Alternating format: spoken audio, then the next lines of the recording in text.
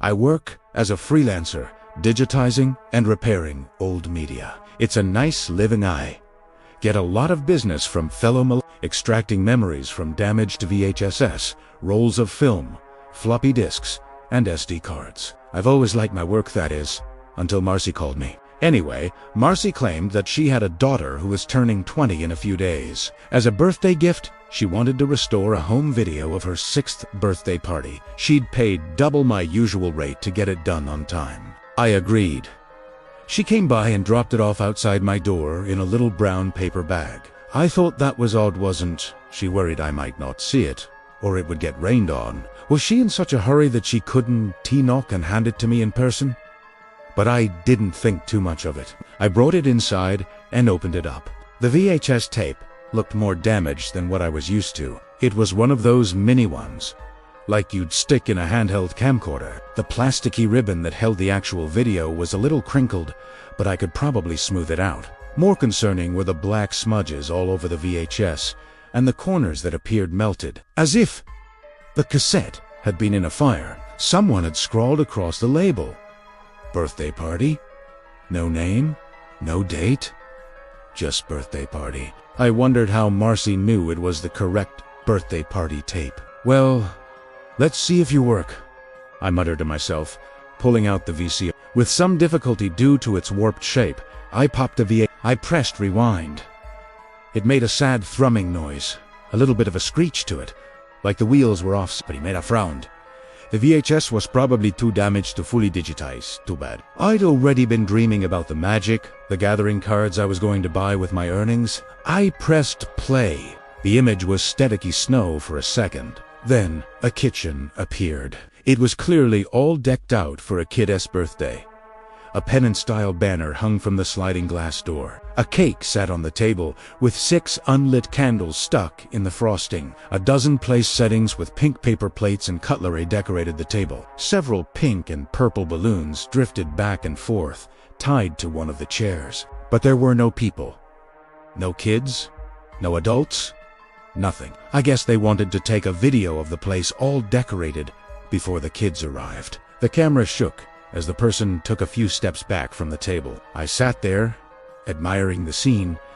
There was something on the floor. I leaned in towards the crappy old TV, squinting. What was that? Then the camcorder started to pan around the room. Primera frase. There was someone lying on the floor. No, multiple people. A woman with flowing dark hair, arms splayed out at her sides. A little girl in pigtails. A balding dad, a little boy wearing a pointy birthday hat. All of them lying face down on the floor. I slapped my hand over my mouth. My entire body began shaking. What the fuck? What the fuck? The camera slowly panned over the room, like the person holding it was calm, collected, like they were calmly recording evidence.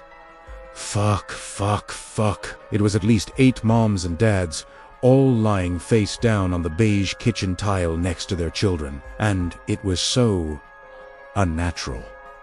There was no blood, no people twisted in horrible positions of terror or pain.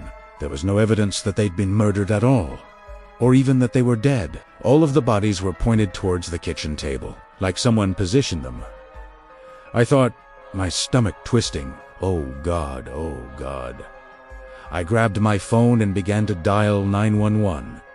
But from the beige refrigerator, the gingham curtains, the corded house phone in the videothis, had been taken in the 90 segundos or 00 segundo. This had happened a long, long time ago, and the victims lying on the floor were long gone. A click jolted me back to the screen.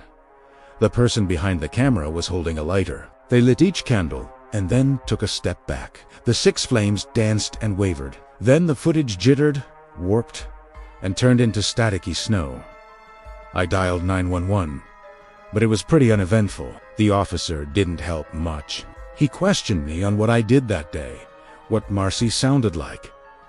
Then he took the footage. I left early, too shaken up, to continue working. As soon as I got home, I did all kinds of searches. Birthday party massacre 90s.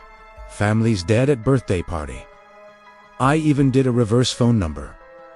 Look up for Marcy. All dead ends.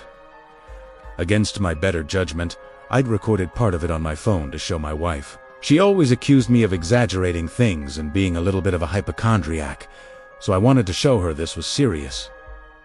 When she saw it, her face dropped. "That's fucked up," was all she could choke out. I called the police station later that night, but the officer didn't seem to be taking it that seriously. "Probably just a prank video," he said. "There's not even any definitive evidence that they're even deceased." So that was that. I triple-checked the locks and hugged my daughter extra tight that night. She was around the same age almost, Seben and I. Kept picturing her as one of those kids, face down on the beige tile floor. I thought I'd have trouble sleeping, but I guess I tired myself out. I was startled awake by a loud thump downstairs. "What the?" I rolled over to tell my wife, but her side of the bed was empty. After checking on our daughter, I walked down the stairs. "Darlene," I called out softly. "You down there?" Golden lights spilled out from the kitchen. Darlene, no response. I walked down the stairs, one hand on the phone in my pocket. The wood creaked under my weight. I held my breath. Darlene was lying face down on the kitchen floor. Her arms were sprawled out at her sides, her brown hair cascading down her shoulders and onto the floor, covering her face. "Darlene," I screamed, running towards her. She was unresponsive. The paramedics came. We rushed to the hospital. She was alive. But in a coma, the doctor thought she must have fallen and hit her head. That was their theory, but I know better. When I finally got home later that afternoon, I found a brown paper bag on my doorstep. Inside was a single mini VHS, singed at the edge. In the same looping handwriting, it read, "Anniversary Party."